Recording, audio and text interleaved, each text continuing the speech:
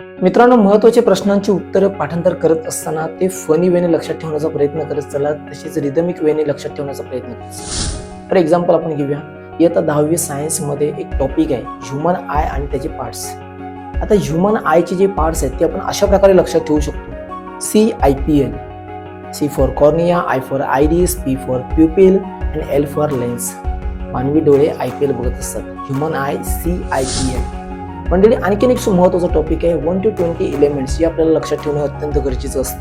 त्यापैकी 11 ते 20 एलिमेंट्स मूलद्रव्य आपण पुढील प्रकारे लक्षात ठेवू शकतो. ना मांगो अलादीन से पेप्सी कोला आरे काका.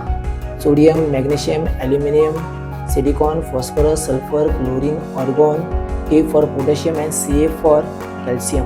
म्हणजे अशा प्रकारे जर का आपण फनी वेने अभ्यास करण्याचा प्रयत्न केला तर अभ्यास खूप इंटरेस्टिंग बनतो आणि पाठांतराची जी काही प्रक्रिया आहे ती आपल्याला खूप जबरदस्त वाटत असते, सोपी वाटत असते. म्हणजे तुम्ही सुद्धा अभ्यास करत असताना अशा टेक्निकचा वापर करत चला. तुम्हाला सुद्धा अशा काही फनी ट्रिक्स सापडले तर आम्हाला नक्की कळवत चला.